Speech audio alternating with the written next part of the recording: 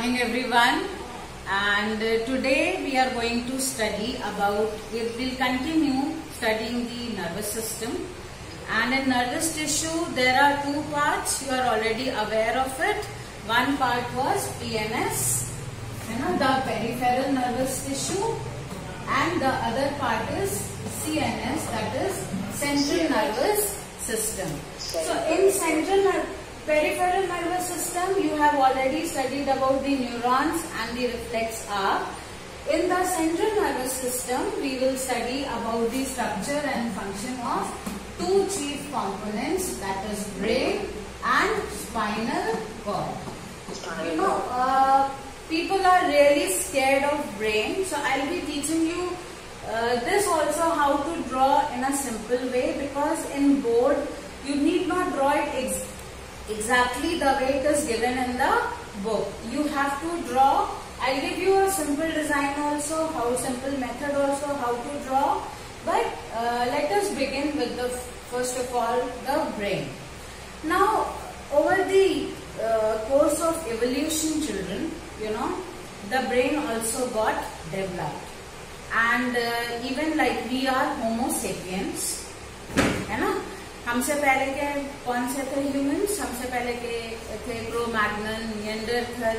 So in them also the brain was not that developed, right? And forget about other animals. So I can say that Homo sapiens are the species with the highest evolved brain.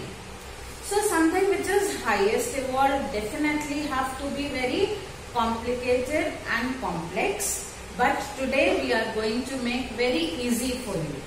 Okay, you'll find it really easy. It is just that you can sit with a pencil or a paper and keep on noting down your notes, or this video is also available on the YouTube, so you can watch it many a times to refresh your memory. Okay, so first we will talk about the brain. Like in a computer, the CPU controls all the processes of the computer. Similarly, in the human body or any body, it is the brain that controls all the processes of the life. Okay, I'll give you an analogy, comparison. अगर हम लोग human brain को convert करें एक CPU में, तो can you imagine कितना बड़ा सीपीयू बनेगा? आपने यूएसए में एम्पायर स्टेट बिल्डिंग का नाम सुना होगा. It's a very huge one, right? So one of the tallest, largest, biggest building in the world.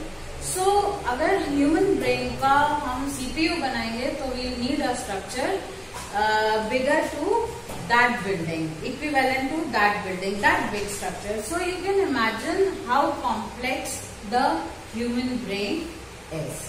Okay, and as it is, this is the highly evolved, most sophisticated system, है ना? हमारे voluntary actions हमारे control में हैं, but ये सारे चीजें कौन कंट्रोल कर रहा है? Eventually brain. Apart from that, आपने पिछले चैप्टर में पढ़ा, बहुत सारे इनवॉलेंट्री एक्शंस हमारी बॉडी में चल रहे हैं, वो भी कौन कंट्रोल करता है? Brain. That means brain is performing highly complex and complicated functions. Is that clear to everyone? Right? So let us study the central nervous system, the first part, that is brain.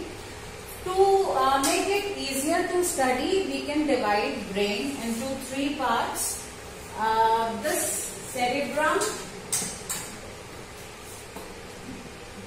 this is the forebrain. Okay?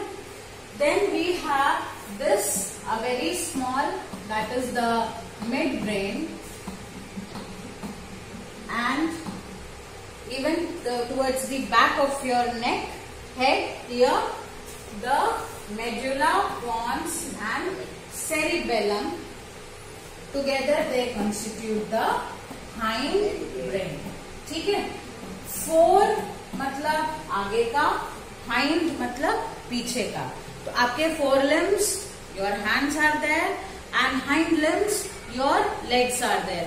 अगर हम चौपाया या four legged animals like cow, tiger की बात करें, lion की बात करें तो दे आर 4 लेग्ड एनिमल्स। तो उनके फ्रंट जो 2 आगे के लेग्स हैं they are the fore limbs, और पीछे वाले जो दोनों लेग्स हैं they are the hind limbs. ठीक है, तो इसी तरीके से आपके हेड में जो ये आगे का पूरा हिस्सा है this is fore brain and mid brain is very small, and पीछे का जो ये हिस्सा है ना, इसको बोलते हैं हाइंड ब्रेन। आपने मूवीज में देखा होगा, नाना पाटेकर की एक मूवी आई थी और मराठी में ब्रेन को बोलते हैं मेंदू, है ना। तो कहता था ये अगला मेंदू, ये पिछला मेंदू, या बड़ा मेंदू, छोटा मेंदू, पीछे नहीं मारना चाहिए, आदमी की मौत हो जाती है, things like that. Reason is that brain and spinal cord both are very fragile, very delicate and vulnerable to lot many accidents, right?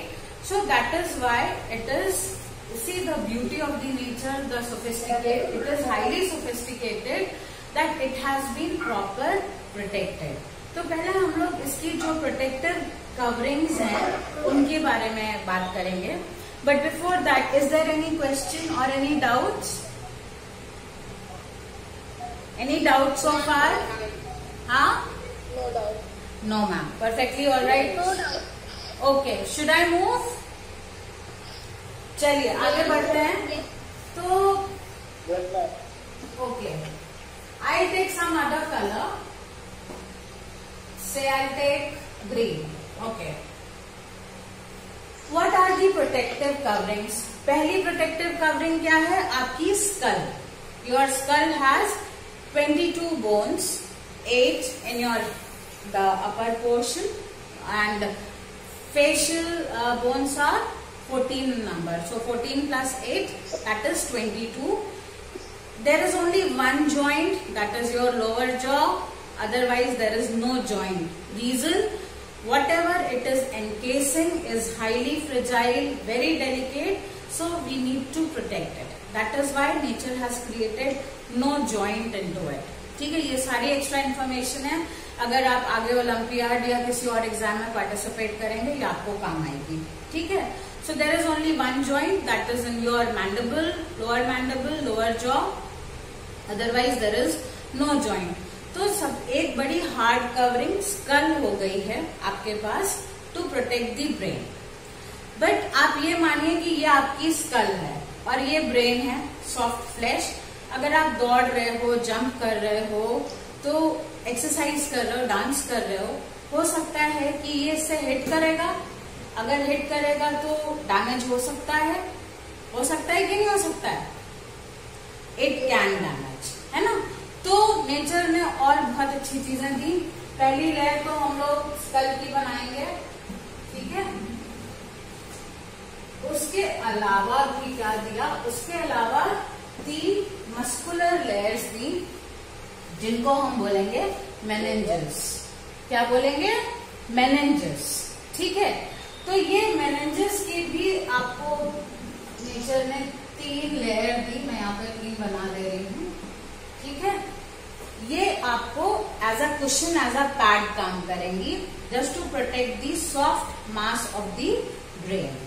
ठीक है, इसके बाद भी 2 प्रोटेक्टिव कवरिंग दी। उसके बाद में भी भाई chances of damage are there. Men, as they are evolving, they are developing new games, they are doing skiing, they are doing pole vault, jumping, lot many games man is doing, है ना।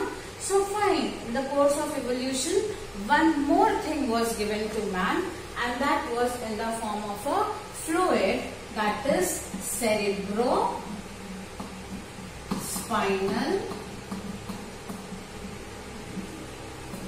fluid, or SPF. Again, this is important. Please note it down. SPF, cerebrospinal fluid. Cerebrospinal fluid भी चलिए देखते हैं। Yellow colour से मैं करूंगी। ये ब्रेन और इन मस्कुलर लेयर जो मेनिंजेस हैं, इनके बीच में भरा हुआ है, and it is also providing it a cushioning, shock absorber. ठीक है, तो 3 दे दिया। एक हार्ड कवरिंग स्कल दे दी, एक आपको 3 लेयर मेनिंजेस दे दी और बीच में सेरेब्रोस्पाइनल फ्लूइड दे दिया, ठीक है। Just imagine, it is so beautiful, it is so highly sophisticated. Can you imagine such a machine which is perfect? You just need to take care of it, otherwise it can manage on its own. आपको सिर्फ इसको कुछ इसके संग गलत नहीं करना है, गलत हैबिट्स में नहीं पड़ना है, all those things. It can function on its own. अगर कुछ आपकी लाइफस्टाइल या आपने कुछ ऐसा खा पी लिया, ऐसी आपकी हैबिट्स हो गई कि फर्क पड़ सकता है। Body always gives you bio signals, है ना। हेड इंजरी जब भी होती है, आपने सुना होगा, पूछते हैं वॉमिटिंग तो नहीं हुई, बेहोश तो नहीं हुआ, है ना। तो these are the symptoms. So what are these symptoms? Body gives you bio signals for everything. आपने कुछ फूड पॉइजनिंग हो गई, what are the bio signals? You will have nausea, you will have vomiting, you may have dysentery. So these are the biosignals that look something is wrong with the machine. Take care of it. Visit a doctor. ठीक है. So let us come back to the cerebrospinal fluid. अब मैं थोड़ी सी etymology में जाऊंगी, ठीक है. Cerebro, Latin in origin and 16th-17th century, meaning the brain. Can you give me a name of the movie where cerebro was there? Ma'am आप bio पढ़ाते पढ़ाते मूवी की बहुत बात करते हो, हाँ। सी, जो भी साइंस फिक्शन मूवीज होती हैं, साइफाई मूवीज होती हैं, वो बहुत ज्यादा साइंस से इंस्पायर होकर they try to take few things. हर चीज तो वो नहीं लेते, नहीं तो कार उड़ने नहीं लगती हैरी पॉटर की। तो सेरेब्रो इज, अगर आपको एक्समैन मूवीज याद हो, तो there was a person he was called Cerebro, and he could contact with all the brains around the world. Do you remember it now? Yes, very good. So Cerebro means, what are you saying? वो सभी में contact करने के लिए वो machine use करता था। Very good, very good. So what was it called? Cerebro. हाँ? Yeah. So I'll continue. Cerebrospinal fluid. अब ये सिर्फ cerebro का मतलब क्या हुआ? Something related to brain. I'll take your questions. Let me finish. हाँ? Spinal, same kind of protection system. ये जो protection system है पूरा, यही protection system जो है वो spinal cord में भी मौजूद है, ठीक है। स्पाइनल कॉर्ड पासेस, जो आपको अपनी बैक को टच करिए, आपको एक लंबी सी लाइन ऊपर से लेकर नीचे तक टेल बोन तक आएगी, that is your vertebral column. So what is happening in that vertebral column? This spinal cord is passing through that vertebral column, that is a protection. What else is there? The 3 layers of meninges are there. इनके भी तीनों के अलग अलग नाम होते हैं, वो आप 11th में पढ़ेंगे। And this cerebrospinal fluid is also there. So this is how nature is giving you 3-layer protection to your brain and the spinal cord, because both are highly sensitive, delicate, vulnerable to accidents, and once the accident takes place, once a serious damage takes place, your life is gone. You will become a vegetable or you may die. It is fatal, right? So you need to take care about it. We'll study about that. थोड़ा सा और discuss करेंगे बाद में। Cerebrospinal fluid का एक काम तो प्रोटेक्शन हुआ, दूसरा it feeds to the neuron, है ना। There are millions of neurons in the body, right. And उन न्यूरॉन्स को, they are working so hard, उन न्यूरॉन्स को भी फूड प्रोवाइड उनको कौन करता है? Cerebrospinal fluid. So your CNS is this. This is your brain. This is your CNS, है ना? This is your what? It is not visible. Is it visible to you? Yeah. Okay. So never mind. I have already made many a times this diagram. This is the brain. And this is the spinal cord, ये रही आपकी। तो spinal cord ये हो गई आपकी, और ये ब्रेन, ये आपका पूरा हो गया central nervous system.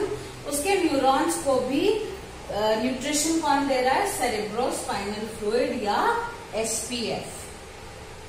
Okay, now I will clean this mess a little and then we shall proceed.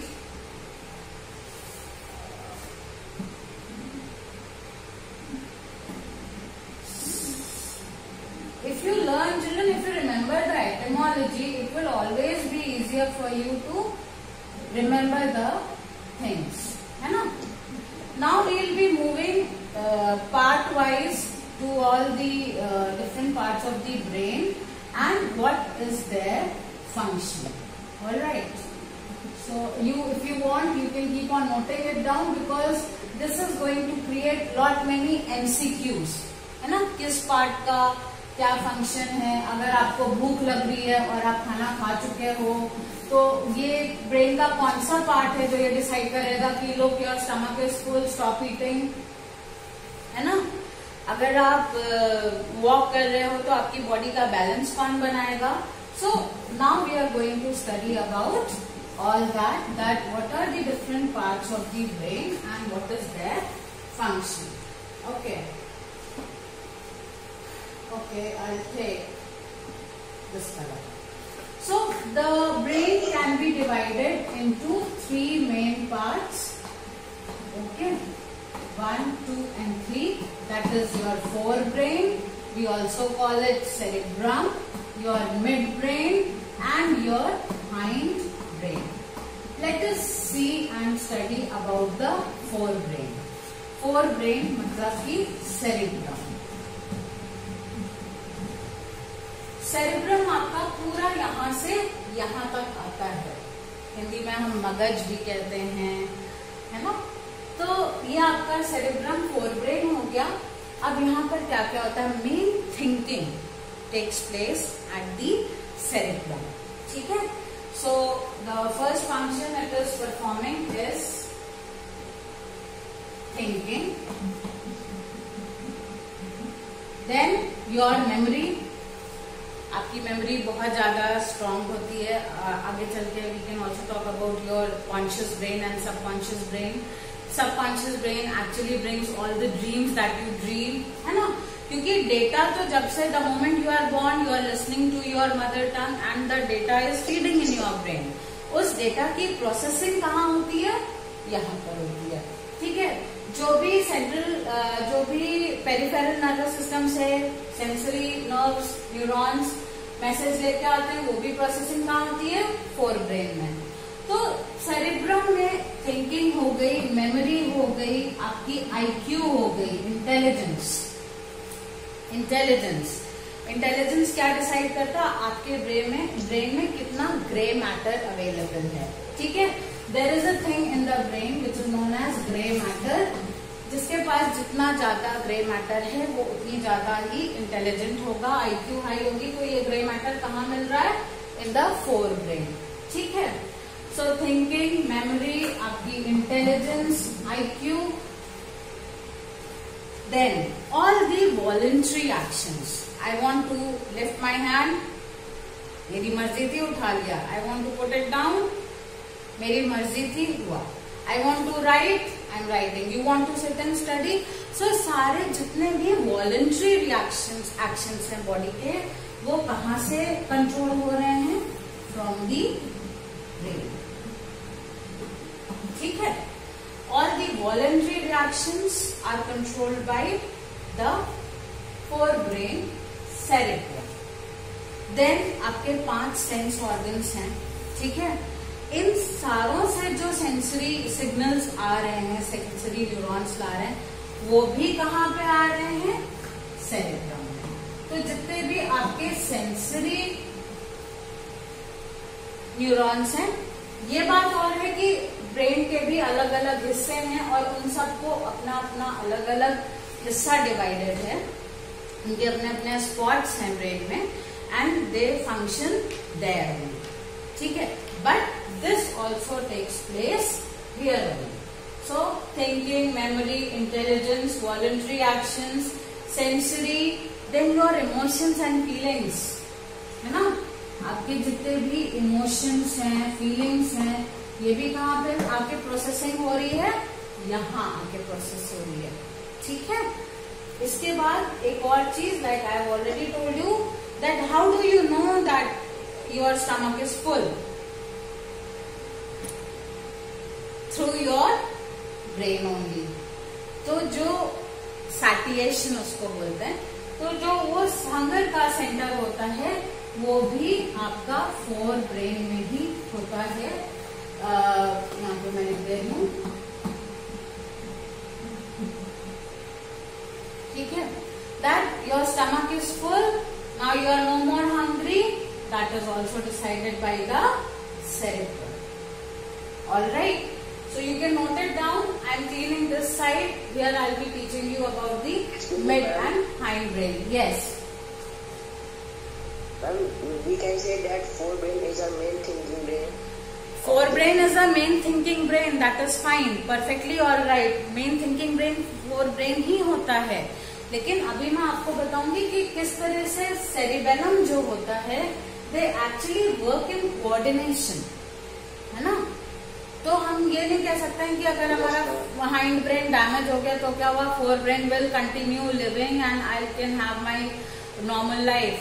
No, they it also plays a very important role that I am going to discuss. Actually they work together. Okay, ma'am. So you note it down and then I'll be telling you what is the function together of the hind brain and the mid-brain. Mid-brain is very small, so it works in coordination with the hind brain only. And hind brain के भी 3 parts होते हैं. But before that, I would like to tell you something else. ये जो आप structure दिख रहा है, आपको ऐसा दिख रहा है? जिस तरह से अर्थ हमारी 2 हेमिस्फीयर्स में बटी हुई है, northern hemisphere, southern hemisphere, there are 2 equal halves. ठीक उसी तरह से हम लोग का ब्रेन भी 2 हेमिस्फीयर में बटा हुआ है, बट ये नॉर्थ और साउथ नहीं है, ये ईस्ट और वेस्ट या राइट एंड लेफ्ट है. ठीक है? तो इस तरह से, is it visible to everyone? No, ma'am. Yes. It is it? Yes, ma'am. So, ये भी हमारे ब्रेन के 2 हेमिस्फीयर हैं और अभी आप जो देख रहे हो वो आप ये देख रहे हो. आपके सामने जो डायग्राम है वो ये डायग्राम है. ठीक है? So you are watching the half hemisphere longitudinal section so that you know about each and every part of the brain. Another important thing, तो अगर बीच से हमारा ब्रेन 2 हिस्से में है तो इनकी वायरिंग जो है वो क्रॉस है. मतलब जो हमारा राइट हेमिस्फीयर है वो मेरी लेफ्ट बॉडी को या आपकी लेफ्ट बॉडी को कंट्रोल करेगा और जो हमारा लेफ्ट हेमिस्फीयर है वो हमारी राइट बॉडी को कंट्रोल करेगा. So it is always cross linked. Is that clear to everyone? Okay, let's move. Mid-brain, very small, mid and hind brain work together. So, hind brain में children, there were 3 parts. Let me clean this. I'll teach you how to draw brain also. Otherwise, you'll keep on drawing and it's become very difficult. Okay. Okay, ma'am. So,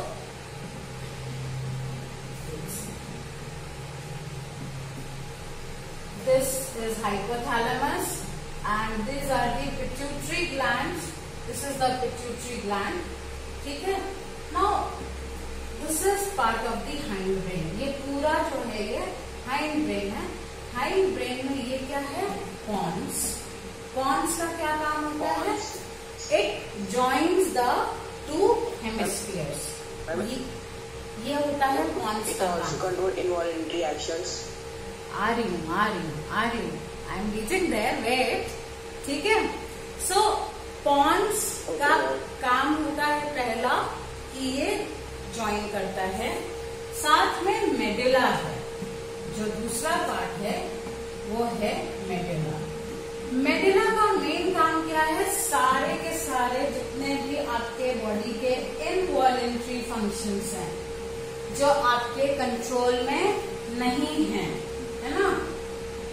blinking of eyes, is it in your control? No. When you feel the nausea, is it in your control? No. No, ma'am. है ना? Then your heart beat, is it in your control? भाई heart रुक जाओ, अब मत beat करो, नहीं, है ना? Respiration, digestion, excretion, blood circulation, all these things are not in our control. It is controlled by the involuntary muscles. So all these actions are involuntary. They are not in my control, your control, our control. So these are regulated by the medulla. क्या even body का pressure, blood pressure is not in our control. क्यों बिगड़ता है? जरूर हमने कुछ छिड़कानी करी होगी बॉडी के सामने, तभी मशीन बिगड़ती है ना? तो उसके लिए फिर बोलते हैं कि आप योगा करिए, मेडिटेशन करिए, और जो लोग ऐसा नहीं करते हैं फिर वो दबा खाते हैं, है ना? So point is that why should we reach to that place? Why don't we know? आपको पढ़ने का मतलब ही यही है कि भाई you got to take care of your body, right? So involuntary actions में आ गए, जैसे आपका हो गया vomiting, it's not in your control, ठीक है? Your blood pressure, it is not in your control. When you see good food, you have salivation, you start drooling, isn't it? So that drooling also is medulla, ठीक है? तो salivation, ये मैं जितने भी लिख रही हूँ ये उतने ही आपके MCQ बन रहे हैं. एक MCQ ऐसा आ सकता है कि what are the which of the action is not controlled by the medulla or the hindbrain? आ गया vomiting, blood pressure, salivation, thinking. What is the answer? Thinking. Thinking. Because thinking is the function of the forebrain. ठीक है? So जितने भी function आ रहे हैं, part आ रहे हैं, children उतने ही आपके MCQs बनते जा रहे हैं, ठीक है? So you got to pay attention. Okay. So all these involuntary actions are taken care by the medulla. Now the most important part, balance. आप सीधे बैठे हो, मैं सीधे खड़ी हूँ, मैं लिखना चाह रही हूँ, मैं पूरे प्रिसीजन के संग में हैंड राइटिंग बना के लिख पा रही हूँ. ये सब कौन कंट्रोल कर रहा है? सेरिबेलम, छोटा मेंदू, ठीक है? तो we'll discuss, we had one incident also in the school, है ना?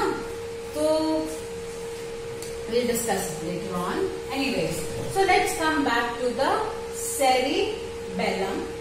सेरिबेलम और द हाइंड ब्रेन, इसका मेन फंक्शन क्या है? बैलेंसिंग एंड पोस्चर, ठीक है? ठीक है, बैलेंसिंग एंड पोस्चर. उसमें ये किसको हेल्प कर रहा है? डायरेक्ट हेल्प कर रहा है फोर ब्रेन को. कैसे? एक सीधी लाइन है, ठीक है? एक सीधी लाइन है और मैं उस पर चलना चाह रही हूं, ठीक है? या बॉल आ रही है, मैं उसको हिट करना चाह रही हूँ, I wanted it should go 6 और 4. वो प्रिसीजन क्या?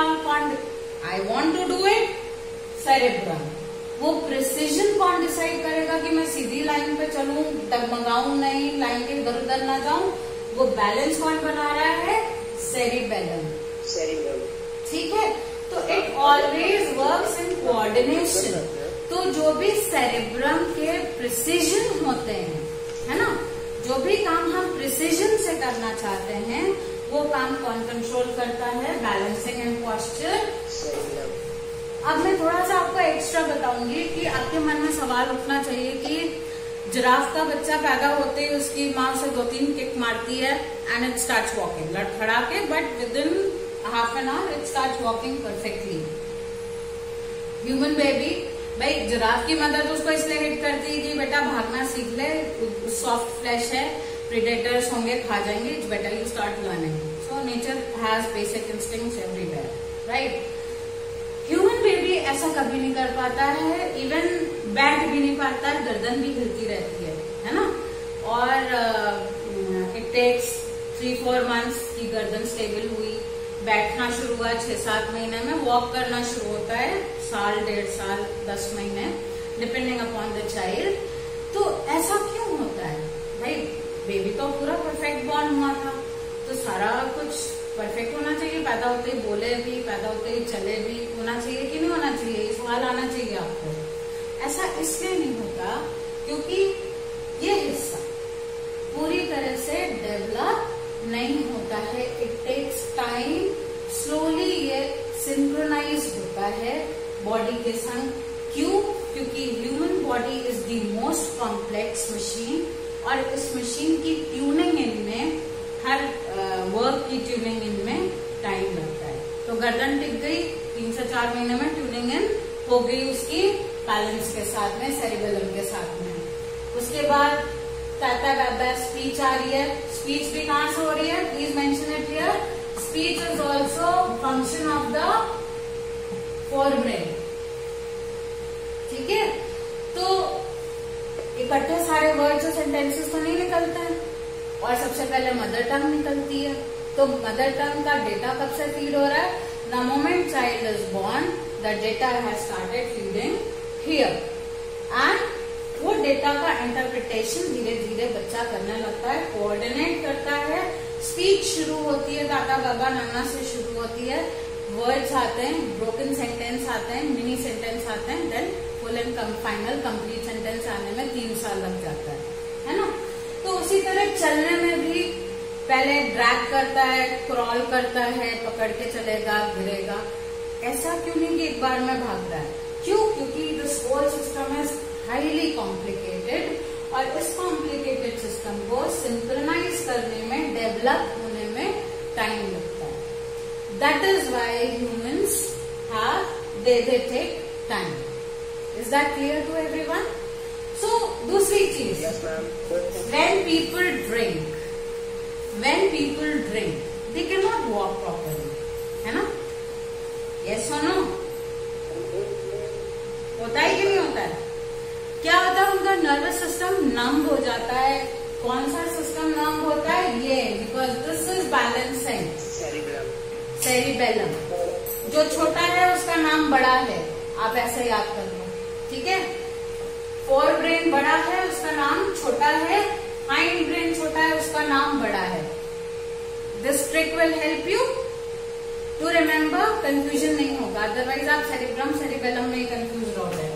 तो जो छोटा है, दैट इज द सेरिबेलम, और सेरिबेलम का काम है बैलेंस। तो the people who drunk, actually उनका नर्वस सिस्टम ही नंब हो जाता है, उसका कोऑर्डिनेशन डिस्टर्ब हो जाता है, and the person starts walking haywire. अब आपको समझ में आया? अगर आपको कोई ड्रंकर दिख रहा है तो उसका कौन सा हिस्सा डिस्टर्ब है? एक तो लिवर खराब हो ही रहा है उसका, सारे टॉक्सिक वहां पे डिपॉजिट हो ही रहे हैं, plus this is the thing that is causing the problem. Is that clear? Is that clear? Okay.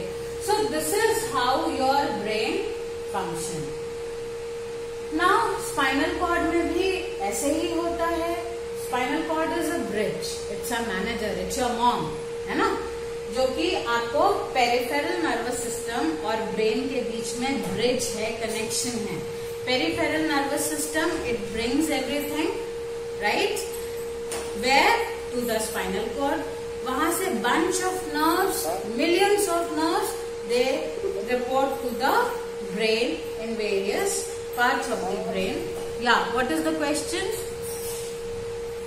आपने अभी ब्रेन के बारे में पढ़ाया, इसके बारे में शॉर्ट समरी बता दीजिए। किसकी? ब्रेन की अभी जो आपने पढ़ाया, जो तुमने अभी ज्वाइन करी है क्लास? ये वीडियो रहेगा, मैं करा देती हूँ, मैं आपको ड्रॉ करना भी सिखा दूंगी, because drawing is difficult, but let me finish this, okay?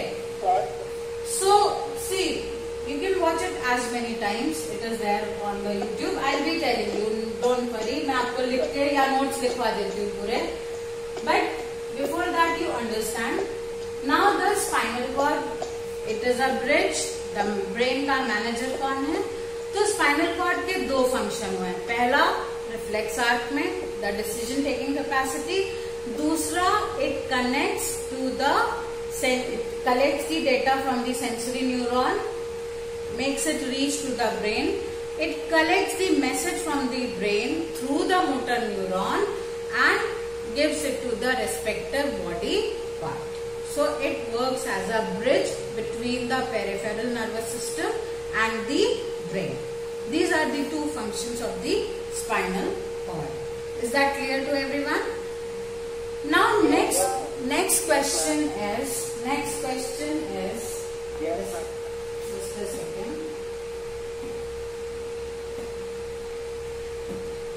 Okay. Next question is that how does this motor neuron work? एक आपको और बहुत अमेजिंग चीज बताऊं, आपने कभी स्पीड ऑफ इलेक्ट्रिसिटी जानने की कोशिश करी है? It is very close to the speed of light, है ना?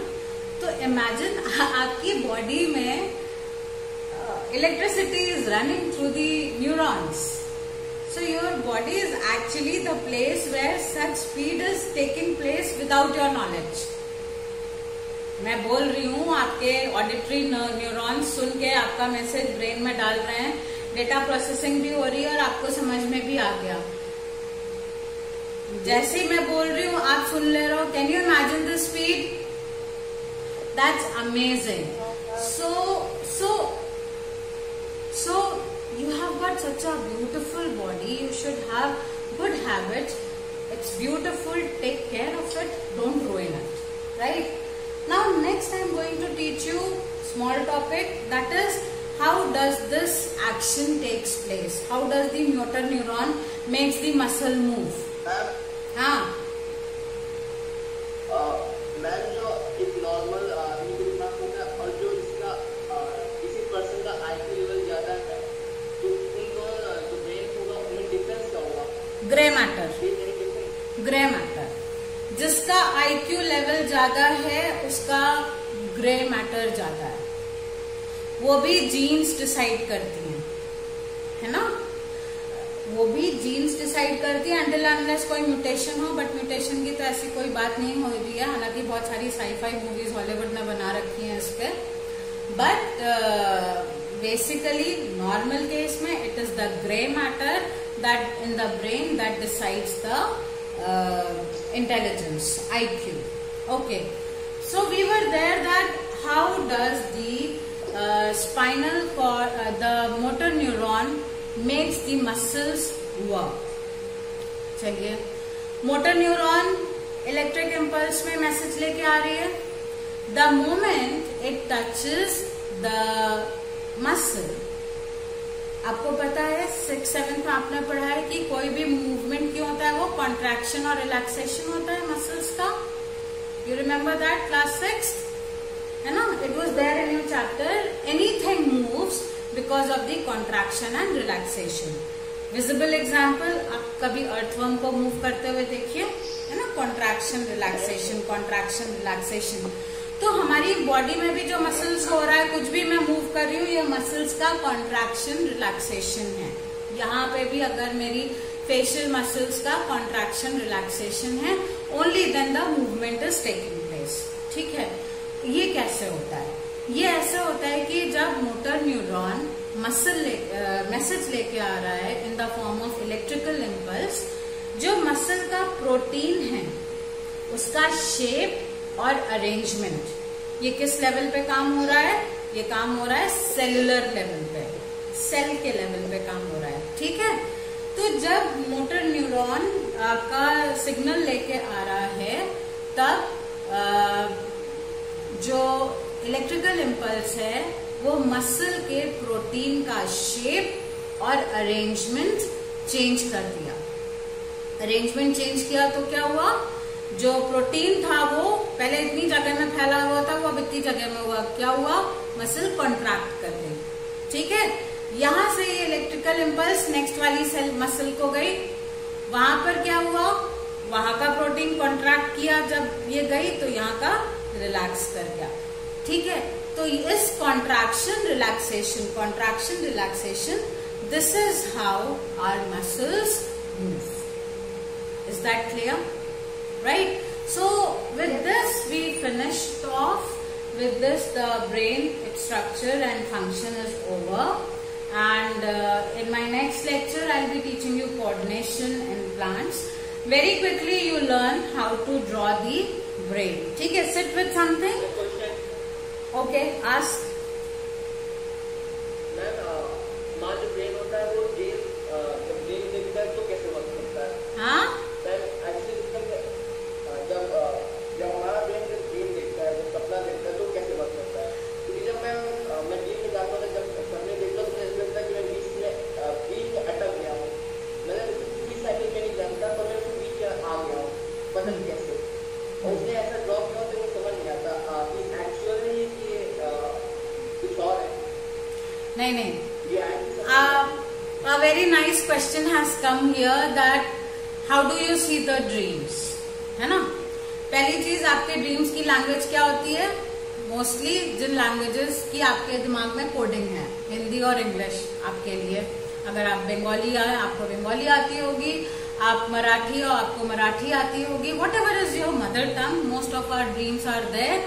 और if you have more command on English, at times English also. ठीक है? एक चीज और है, आप एक दिन में मिनिमम आपके ब्रेन में 20,000 थॉट्स आते हैं और मैक्सिमम 60 to 80,000 थॉट्स आते हैं. ठीक है?